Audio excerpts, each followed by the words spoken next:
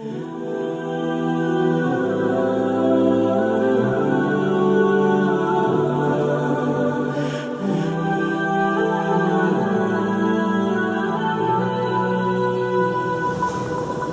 بالله من الشيطان الرجيم. بسم الله الرحمن الرحيم. الحمد لله رب العالمين والعاقبة للمتقين والصلاة والسلام على أشرف الأنبياء والمرسلين وعلى آله وأصحابه أجمعين. All praise and glory is for Allah subhanahu wa ta'ala, and salutations be upon the noblest, the most perfect of creation, our Master Muhammad, peace and blessings be upon him, his family, the noble companions, those who migrated and those who helped Prophet ﷺ, and all of the righteous successors to the end of time. Ameen, Summa Ameen. Yesterday we discussed the first few actions, the first few commands that the Prophet ﷺ gave to the Muhajirun as well as to the Ansar and all of the inhabitants of Madinah al-Munawwara at that time. And we learned how the Prophet ﷺ, when he went there, he put down his roots. He didn't just think, this is a foreign land, this is not my country, this is not my town, this is not my place. No, he put down his roots. And it's important for us that wherever you may be, however long you may be there for, you should always be part and parcel of that society, of that community, just the way the Prophet ﷺ was.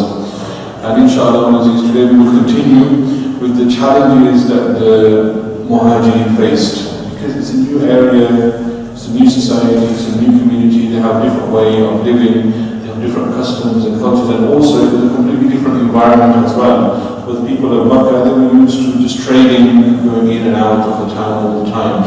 However, the majority of the people of Medina, they were in their agriculture, they were into their farming, so it was very difficult for them to adjust to this new way of hands-on life.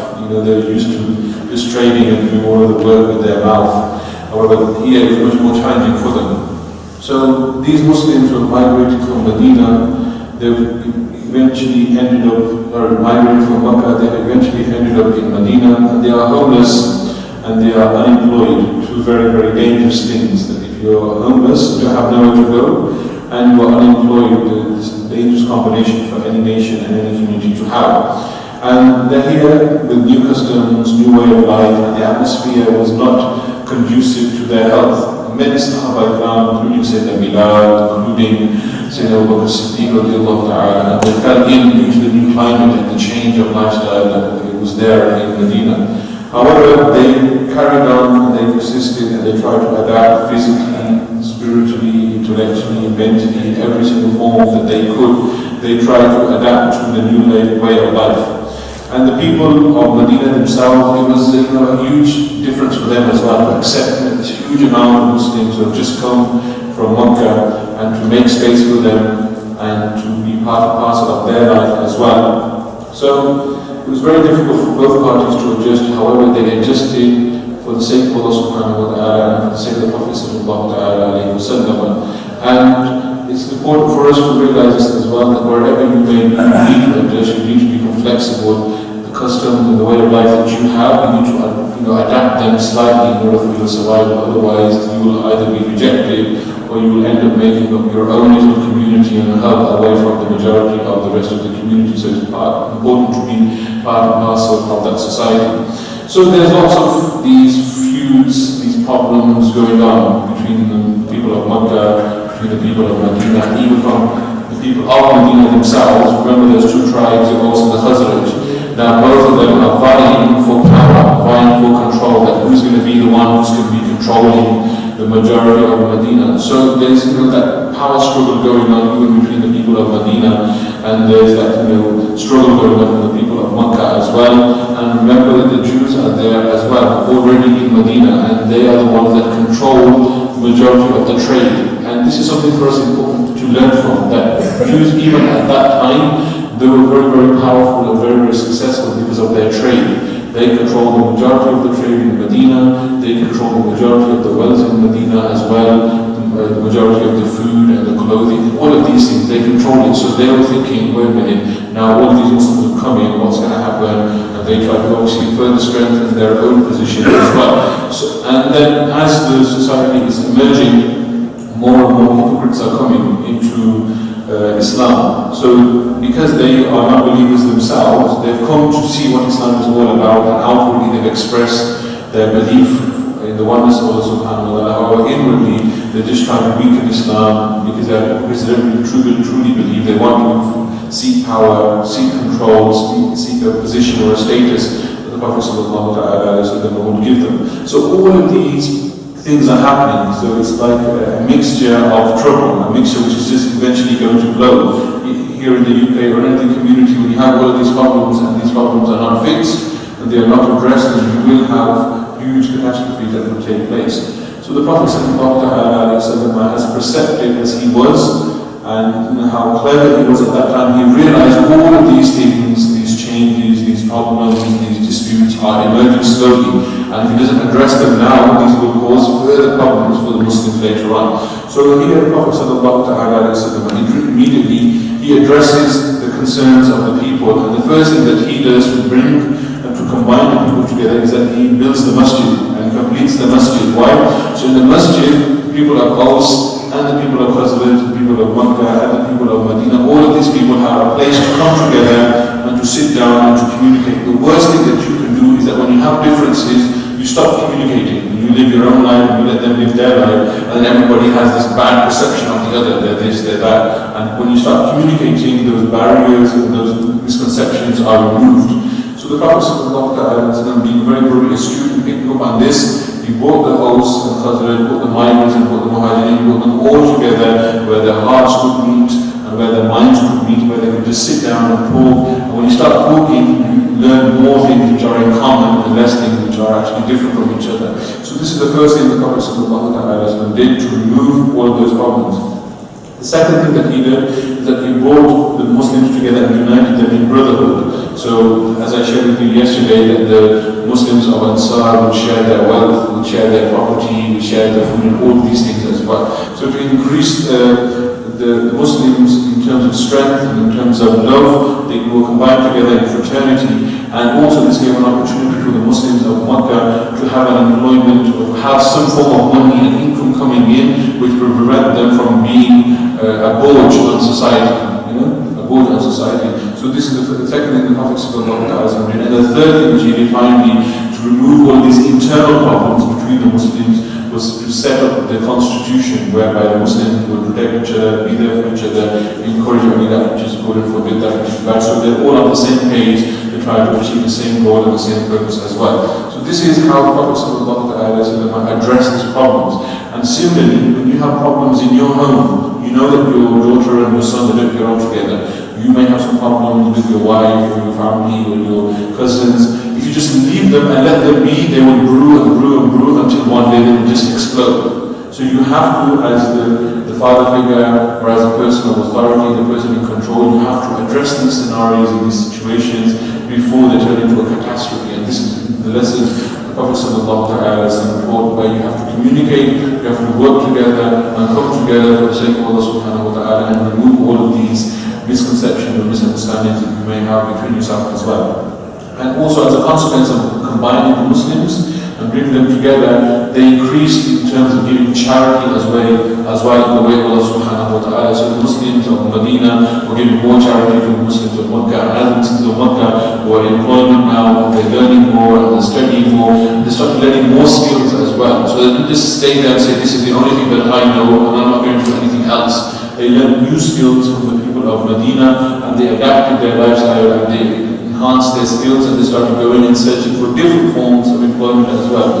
So just because you may have done your degree in a particular field at university, or you have a particular experience, that doesn't mean that that's the be-all and end-all to the day of Qiyamah. That's the only job that you're going to do. Learn to be flexible, learn how to adapt, and learn new skills, right? Because it will benefit you as well as benefit the community and the society as well. So the Muslims started being more altruistic and giving more charity in the way of Allah subhanahu wa ta'ala. And this helped the other Muslims who were less well off, and also enhanced the relationship of the Muslims and brought them together for the sake of Allah subhanahu wa ta'ala. Similarly, to fix the economy, the internal problems, misunderstanding, and then to fix the economy, the Prophet sallallahu ta'ala approached those people who were tradesmen in Makkah and who managed to bring some money with them to Medina. He approached them and he encouraged them to start trading as well.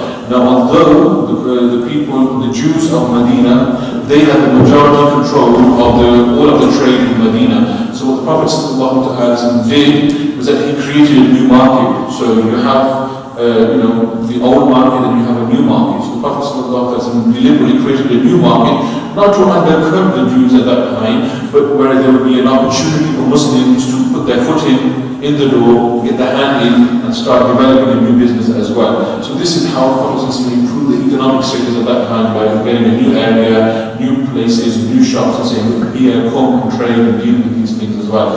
And one of the great Sahaba at that time was Uthman ibn Affan. He was very, very rich and known for his wealth. What he did is that he purchased the wealth which the majority of the Jews owned. So the majority of the wealth that were in Medina, they were owned by Jews. And if you own the water, then you can control people, what they say, what they do, and how they behave. Just the way that many rich countries now, when they give aid to third world countries, it always comes with strings attached. You have to do this, and you have to do that, and you can't do this, and you have to support us in this cause or that cause. This is how they control, even when they're giving aid out as well. So the Jews, because they control the majority of the wealth, they knew they could manipulate the situation, the financial, the economic situation, and they could do what they wanted. Similarly, because they have a majority control over the markets as well. So the Muslims, they realized that they had to empower themselves. And this is an important lesson for you as well. If you want to be effective, if you want the message of Islam to be spread throughout the community, you need to strengthen your position, your social position, your financial position, your intellectual position, and then when you stand for your religious position, you will have backing.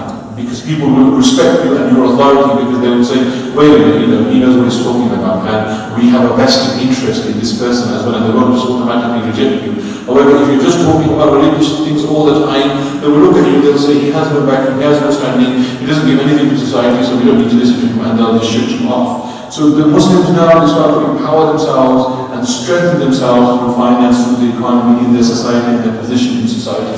So Uthman ibn Affan goes and he purchases a well of the Jews, and then he gives it in the way of Allah subhanahu wa ta'ala. He gives it to the Muslims and says, you can use this well and drink however much you need to drink. And then he started sharing the well out to people. So removing that reliance and that dependence that the Jews had on the Muslims, and also the control that they had on the Muslims as well. So whilst now in this day and age there's so much technology, whether from majority of it from the West, and we all rely upon that technology, we rely upon their research, we rely upon the science and everything that they are developing. It's important for us to have a strong standing, for us to empower ourselves and we research, and then we develop new strategies and new tactics to strengthen our position, to strengthen our communities and our society as well. Don't just become a sheep and follow whatever they are doing. Become the leaders. And this is what the Prophet ﷺ achieved.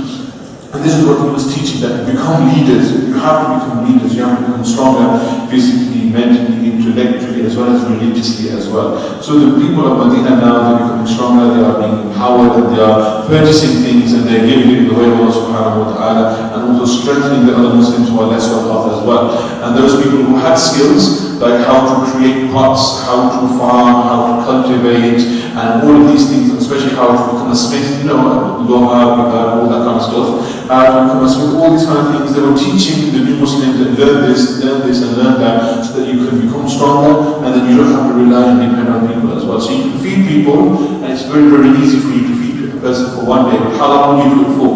You do it for 1 day, 2 days, 3 days, 5 days, 10, a week, a month, even a year. But then eventually you'll get fed up.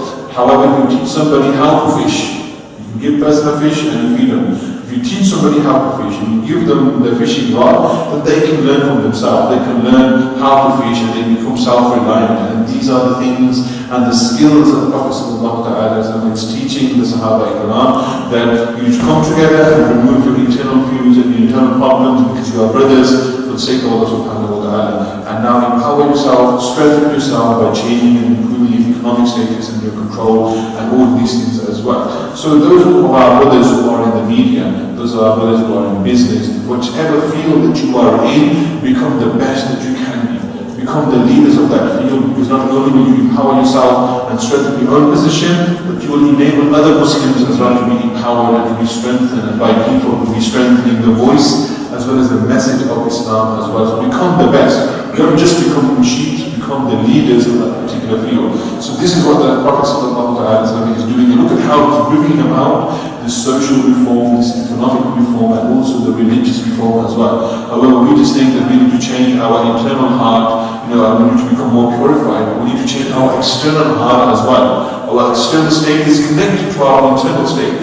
Think about it and imagine that if you are always worried about where your next food is going to come from, whether you'll have enough money to pay for the bill and things like that, you will not be able to worship Allah subhanahu wa ta'ala in the same way when you do have enough money, you do have enough resources, and you are satisfied, and then when you come to worship Allah subhanahu wa ta'ala, you'll be much more content, and you'll be much more focused. So these things go hand in hand. Make sure that you become leaders in every single field that you're in and excel in every single thing that you touch and become leaders of that, just the way the Prophet ﷺ is doing as well. So up until now, roughly 2 years have gone by, and the zakat is come and becomes farz upon the Muslims. And the zakat is there. Why? Look at how cleverly, not cleverly, but by the purpose and the design of Allah subhanahu wa ta'ala, how Allah subhanahu wa ta'ala ordained now for the zakat to become compulsory. Before it wasn't compulsory. In Makkah it wasn't compulsory.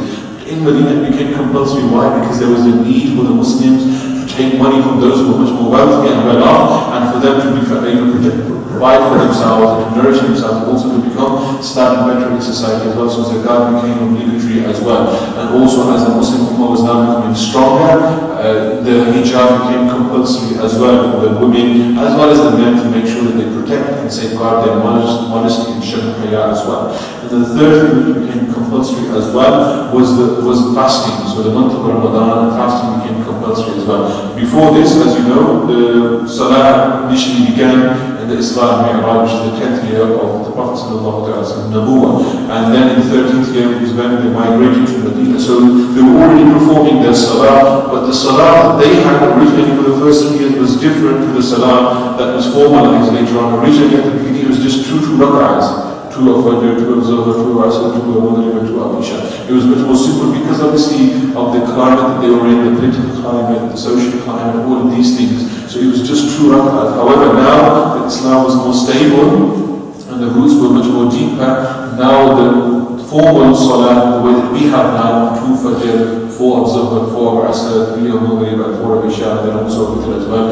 These were coming into play, as well as the Sunnahs and the Nafil also became formalized as well. So you can see, as the social status is changing, and the economic status is changing, and the intellectual ability of the Muslims is changing, now more responsibility is coming on them on a religious perspective as well. So you need to change all of your states, your religious, as well as your social and your financial and your economic and your intellectual status, and then you'll be able to really become a wholesome Muslim. It's not just enough for you to pray in the world and do all of these things and think that's I've done my job. You have to pay your due in society, in your community, in your field, and whatever expertise that you may have. So Allah subhanahu wa ta'ala, slowly as you can see, is combining and adding these things because the Muslims are becoming physically stronger, intellectually stronger, and now also religiously stronger as well. So the more Ramadan, the more things are being ordained upon them as well. So the Muslims are becoming, they're learning new skills, and what are they doing? They're becoming more innovative,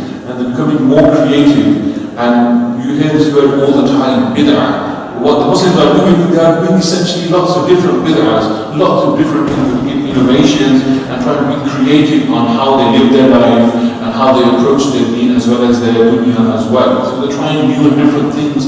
The Prophet ﷺ isn't saying bid'ah, bid'ah, bid'ah, haram, haram. No, he's allowing this because it's important for you to adapt, to be flexible, and to try to find different solutions to different problems. So two simple examples I give you is that when the Prophet ﷺ was in Medina and the masjid was built, he would deliver his sermon, and as you would recall, he would lean against the tree trunk, which was just a dry tree trunk. The Prophet ﷺ would be standing just on ground level, and he would be delivering his lecture and bayan, and there would be lots of Sahaba Ikram. And a woman who was innovative, who was creative, she came up with the idea that we should have a minbar. Because the higher you are, then your voice will be projected and it will travel further as well. So she then commissioned the first mimbar, she paid a carpenter, and then he created the first the mimbar, and then she gifted that to the Prophet sallallahu alaihi wasallam. And then he appreciated her creativity and her thought and her innovativeness, and then he used it. He didn't just think, oh, this is new, this is wrong. No, he accepted it and he used it. So anything that you can do in order to enhance Islam, in order to project Islam and to support Islam, as long as it doesn't go against the principles of halal and haram, then you're absolutely fine to do that, whether it's creativity, with designing, whether it's a logo, whether it's arts or media, whatever field that you are in, you are allowed to become creative and find new ideas. But you need to try to do them, not just think the way that it was done in the time of the Sahaba and the way that it was done by the Prophet is the only way and there's no other way. There's always flexibility within the deen as long as you're doing it for the right reasons and not for the wrong reasons. But another example is that of the azan. This was a bid'ah as well. It was unheard of at that time, but it became something which was creative and innovative and something that was accepted by the Prophet sallallahu alaihi wasallam. Now Abdullah ibn Zayd, he was a Sahabi of the Prophet alaihi wasallam, and he obviously was thinking all the time of the best way to call Muslims to the prayer, because Muslims would come for Fajr, for Zuhr, for Asr, for Maghrib and Isha, but there wasn't that particular prayer at that time. So he was thinking, what's the best way to call Muslims and to make them realize that it's the time for Salah? What's the best way to have that announcement? Because the Christians, they had the church bells, and the Jews, they had their own method of calling people to their synagogues. So Abdullah ibn Zayd is thinking, what's the best way? An innovative way, a creative way, a simple way, a beautiful way of bringing people to start thinking and thinking and thinking until Allah subhanahu wa ta'ala placed in his heart this idea that they should have the azan. And Allah subhanahu wa ta'ala also gave the words to him as well, that these should be the words. And then he went to the Prophet sallallahu alaihi wasallam and started thinking and thinking. Not just sat at home and thinking whatever is done, and I'm not going to add or develop anything like that. No, he was trying to develop and enhance Islam. So that he went to the Prophet ﷺ and shared his ideas with him, and also the epiphany that he had, the Prophet ﷺ approved of it as well, because obviously he was divinely inspired from Allah subhanahu wa ta'ala at the same time. And then further, the Prophet ﷺ ordered Sayyidina Bilal radiallahu ta'ala to perform the azan. So to further enhance the call of the azan, he could have chosen any Sahabi, could have chosen the same person who actually came up with the idea of Abdullah ibn Zayd, that it's your idea, therefore you have the intellectual rights and intellectual property, it's your patent, and therefore you do it. No, the Prophet ﷺ chose the person who was the most befitting, and he chose Sayyidina Bilal because he had the most beautiful and melodious of voices. So then he chose him and said, you will further enhance the call to Islam by calling the azan. And then when Sayyidina Bilal stood up, then he did the azan, everybody started rushing in, and the Prophet ﷺ appreciated. So value beauty, because this is essentially what the Prophet ﷺ is doing. He's valuing the inner beauty of the Sahaba al-Kiram, and also its manifestation in the outer beauty as well. So the way that you express yourself, the way that you behave, and the way that you enhance your religion is all part of the inner beauty, because it stems from inside you, that it comes out of you, and it comes in forms of a calligraphy, it comes in form of a design, it comes in form of an idea, or some other innovation. So always try to be creative to enhance Islam, to further Islam, to propagate Islam, just the way the Sahaba were doing as well. And the Prophet didn't reject it, the way that we hear all the time. No, as long as it's good, it is beneficial, not against the principles of the Sharia, then it's absolutely fine for you to go about and do that to protect Islam, to further Islam as well. So the Prophet ﷺ is doing all of these things to bring the Muslims together, to enhance them, and to make them, develop them spiritually as well as physically as well. But at the same time, you will remember that the Quraysh, they are also planning as well. They realize that the Muslims have left, and the Prophet is there, and he's protected, and if they don't do anything about it, then he will become stronger and stronger, and then eventually he will come back and he will overthrow them and he will overpower them. So they are planning as well, and they're planning a war with the Prophet ﷺ. However, the Prophet ﷺ, you will know that 13 years, and even before that, the 40 years and the 13 years that he lived with them, the 53 years that he was there in Makkah, he never resorted to violence. He never swore at them, he never shouted at them, or screamed at them, or hurt them, or abused them in any way or form. So the Prophet ﷺ was not conniving, and was not the way that he's being depicted today that Islam is a religion of war, is a religion of animosity, is a religion of hatred, is a religion of terrorism, and all of these things. No. For those people who have been with me from the beginning of the seerah up until today, you will see that the 13 years, rather the 53 years of the Prophet ﷺ, all the torture, everything that they did not retaliate in any negative way or with violence whatsoever. They were patient, and they persevered, and they were merciful to those people who did all of these things to them. So the Prophet ﷺ in no way or form was blood-seeking. No way or form did he want the blood of the Quraysh. No way or form did he want the revenge or retribution or anything like that. He wasn't thinking of any of these things, but rather it was the Quraysh who were thinking of all of these things. And the Prophet ﷺ, if you look into the entire seerah, the Prophet ﷺ, in the 17 or 18 battles that were there in the time of the Prophet ﷺ, there's only about 400 people who were killed. In 17 or 18 battles, only 400 people who were killed. Had the Prophet ﷺ chosen, he could have slaughtered and butchered every single prisoner he captured. He could have killed every single person when he entered into Makkah, when he conquered Makkah. He could have killed every single person, but he didn't, because this is not the purpose of Islam. This is not the message of Islam, to humiliate, to torture, to butcher, or to seek vengeance, anything like that. It's that of mercy, it is that of peace. The same message the Prophet ﷺ gave when he entered into Medina, that Ya ayyuhan nas afshu salam, and spread peace amongst yourselves, internally as well as externally. So here, although the Quraysh people, they are looking for vengeance, they are looking to attack and wage war on the Prophet ﷺ, in no way or form is the Prophet ﷺ seeking to overthrow them, to overpower them, or to obviously go to war with them in any way or form. However, he realizes that this is their tactics. So he knows this is inevitable, and the Quraysh people, they will not stop at anything, and they are planning to attack the Muslims in the very, very near future.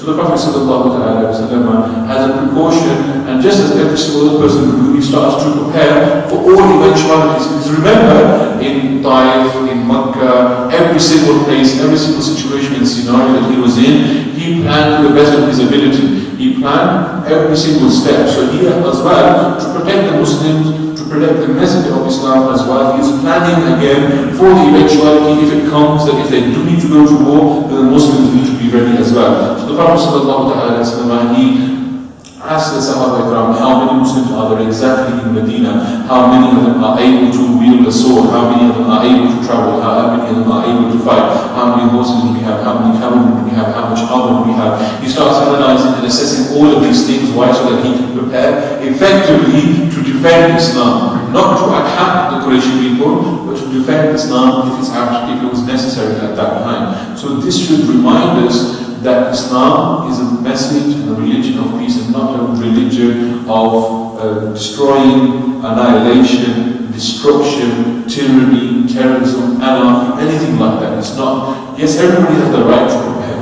Everybody has the right to defend himself if any particular situation does arise. And this is what the Prophet ﷺ was doing. He was preparing the Muslim, preparing for himself as well. So how does he prepare? He sends his Sahaba Ikram and he says, look, the caravans that are going from Syria, the caravans that are going from Yemen, find out what their agenda is, and go to Taif, go to Makkah, and find out what they are planning, what they are preparing, and try to assess the situation, not to infiltrate them, and not obviously try to manipulate the situation, but just gather intelligence, gather information, come back so that we can assess the scenario, and then make the best possible solution and best possible decision to do in the future as well. However, the Quraysh people, as you know, they are planning to destroy the Muslims and completely, utterly demolish the entire message of Islam. But Prophet ﷺ has a lot of things in mind. And the first thing that he had in mind was to take back the money and the wealth and the property that was unjustly taken from the Muslims. Because remember, when they migrated from Makkah, the people of Makkah did not allow them to take their money with them. They did not allow them to take their possessions with them. They did not allow them to even sell off their properties. They said, well, you have to leave the property here. And the Prophet ﷺ, oh no, you have to leave it. And what the people of Makkah did, they stole the property. And then they made the money, they kept the money for themselves. And they kept all of the wealth of the Sahaba. And remember Suhaib al-Rumi, who had 10 camels and 10,000 dinars. They took all of that wealth, all of that money and the property of the Muslims unjustly. So the Prophet ﷺ wanted to seek justice. And he found out that there was a caravan which was coming back from the Lebanon at that time, and he had over 100 camels and he had over 10,000 dinars. And he knew, because through the information that he had retraced, that this actual wealth, this actual property was actually the real ownership, was the real property of the Muslims who had migrated from Mecca to Medina. So it wasn't just like, I'm going to choose that caravan, I'm going to choose that caravan, that one. No, he actually researched and realized that this actual caravan and the property and the wealth of the possessions in this caravan is actually the right and the property of the actual Muslims who left Medina, who were forced out of Makkah by the Quraysh people. So then he decides to tell the Sahaba around that we will come together and we will intercept this caravan which is coming, and we will take back which is our right. So not to loot Mana, not to kill or to plant or anything else, any of these things, no, to take back only that which is their right, because it was forcibly taken away from them in the first place. So only we will take back which is our right. And this is the initial plan of the Prophet ﷺ. But when the Quraysh people, they found out that the Muslims are preparing to intercept the caravan and the camels and all of these things, then they thought and wrongly assumed that this was an actual call for war, but it wasn't. Prophet ﷺ would not intend to go to war with them, he was just intending to intercept the caravan. So the Quraysh people, they started to prepare a cavalry, they started to prepare their army. They had over 700 people, they had so many camels, so many horses, so many cavalry, so many people. They were going there to destroy the Muslims, to destroy Islam, and to prevent the message of Islam from actually ever spreading anywhere else. So Abu Sufyan, what did he do? Abu Sufyan was the leader of this caravan. So he's coming back from the Levant with all of these camels, with 10,000 dinars, and all of this wealth.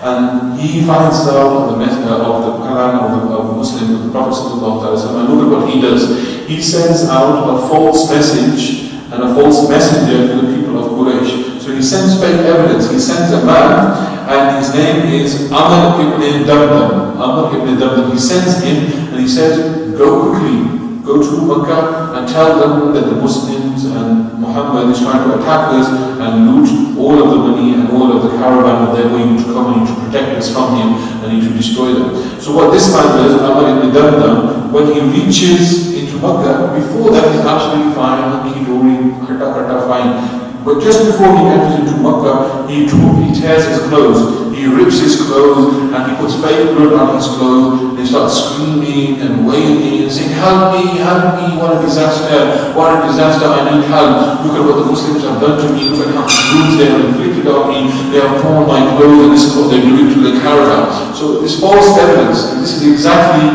what the Quraysh people needed, that extra thing to push them over the edge to say, yes, this is actually happening, this is a real man who's part of that caravan, the Muslims are actually trying to take over our caravan. So this is the fake evidence that Abu Sufyan used, this fake information, just the way that fake information was used for Iraq, fake information was used for other countries, weapons of mass destruction, this is there, that is there. Why?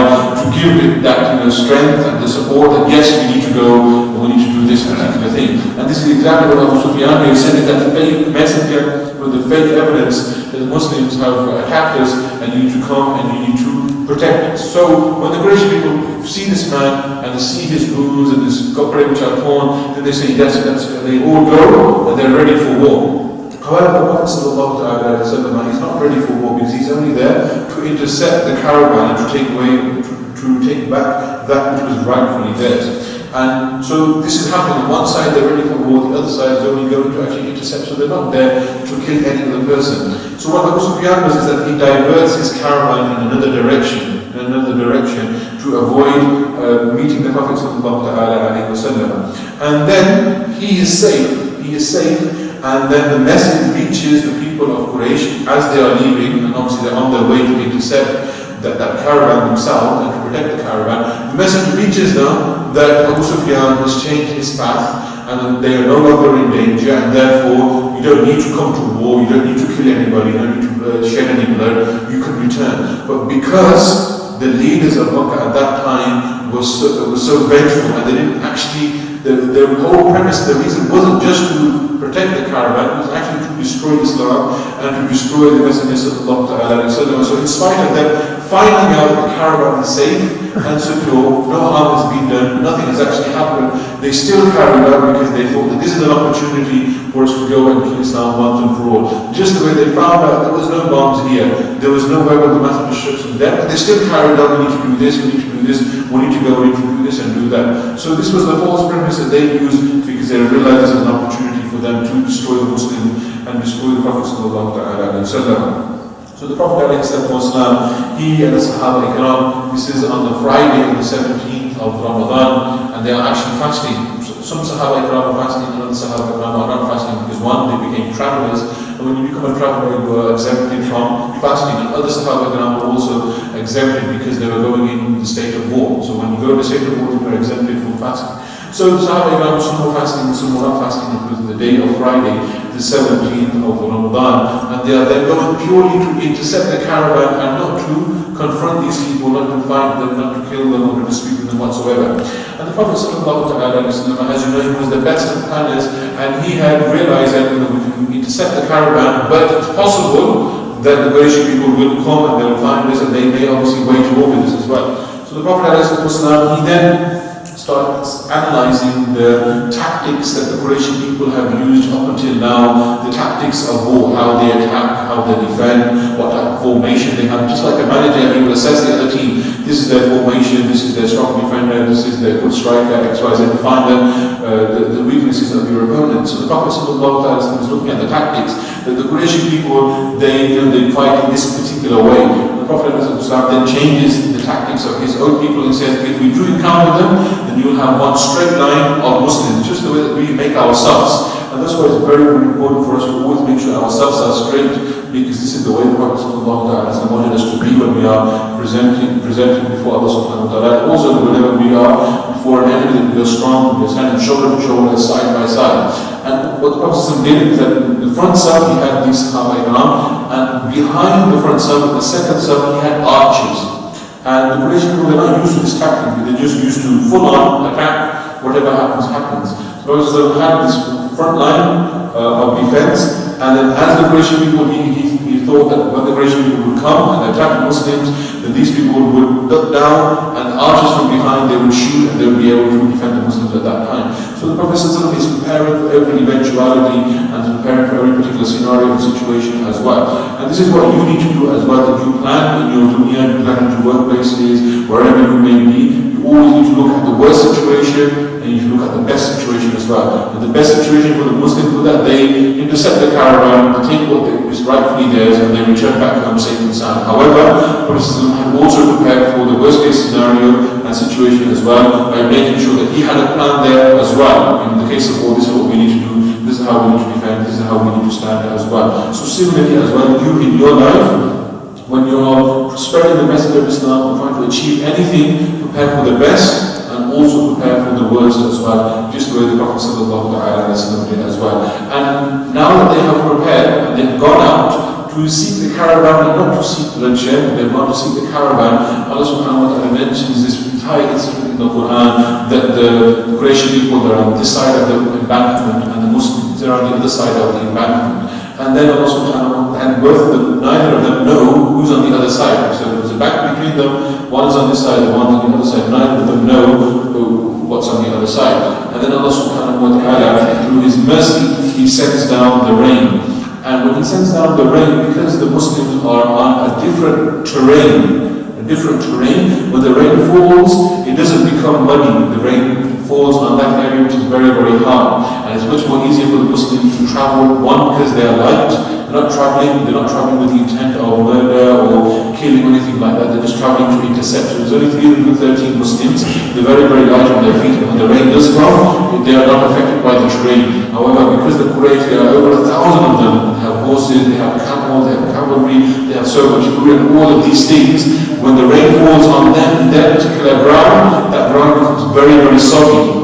So if you've been to those places, especially Pakistan, when it rains, it's very, very difficult in your villages for you to move around easily, because it becomes very, very difficult. And this is what happens, the mercy of Allah subhanahu wa ta'ala descends upon the Muslims, and they are easily able to move around the terrain. However, the other Quraysh at that time, their terrain becomes very, very soggy, and they are unable to move around freely. And this is how, in one way, Allah subhanahu wa ta'ala protects the Muslims and also gives them the upper hand as well. And then after that, finally, when obviously they come face to face, Prophet sallallahu alaihi wasallam mentioned to the Sahaba that we came for another purpose. We came to intercept the caravan. However, these people have come to destroy us, to kill Islam, to kill me, as well as all of you here. So the Prophet sallallahu alaihi wasallam is speaking to them and then encouraging them and then getting them ready and prepared for jihad. And this is when the verses of the Quran are revealed in relation to the jihad, and this is when the hadith of the Prophet ﷺ also come in about encouraging the Sahaba Ikram that if you go for jihad in the way of Allah subhanahu wa ta'ala, you will have the gardens of paradise. So you understand here, it's very, very important to understand that there is a context to the verses being revealed by Allah subhanahu wa ta'ala, and a context to the ahadith mentioned by the Prophet ﷺ in relation to jihad. Do jihad in the way of Allah ta'ala, give your life in the way of Allah ta'ala, and you will have Jannah. Look at the context, it's there. Before this time, Prophet has never mentioned jihad like this. Allah subhanahu wa ta'ala has not revealed any verses of jihad related to this. So the context is very important. And this day and age, when people are taking the verses of the Quran out of context, when they are taking the hadith of the Prophet sallallahu alaihi wasallam out of context, they say, brother, go to jihad, brother, go to jihad, brother, do this, brother, do that. They don't understand the scenario, the situation, the context of these verses and these hadiths, and look at when and how they were revealed by Allah subhanahu wa ta'ala and mentioned by the Prophet sallallahu alaihi wasallam, and not in any other circumstance or situation. So don't take the Quran out of context and use it for your own means to an end, and don't take the hadith of the Prophet sallallahu alaihi wasallam out of context as well, and then end up destroying the image of Islam and the purpose of the message of Islam as well. The Prophet sallallahu alaihi wasallam, yes, he's encouraging the Sahaba Ikram with the virtues of jihad and telling them to be brave and telling them to be courageous as well, but it's at the appropriate time and at the appropriate place. Not here, you're living in Medina, do jihad against the Jews, you're living in Makkah, do jihad against the Quraysh. He never said any of these things, did he? Ever. No, this is the right place, right context,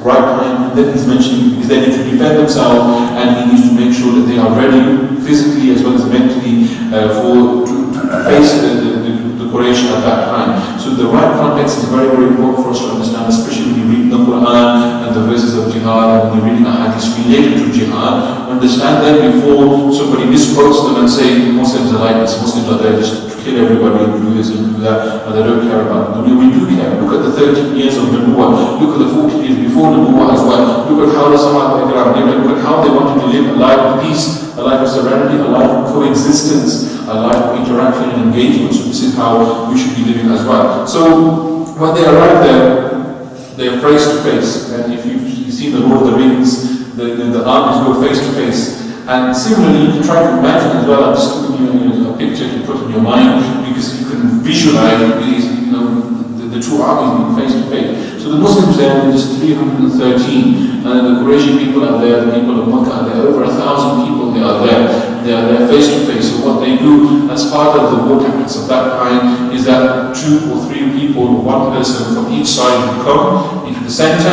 and then they will fight each other, and after one person will be defeated, and then the entire army will obviously attack the other army on the other side as well. So 3 people from the Makkah city come, and 3 people are chosen by the Prophet sallallahu alaihi wasallam.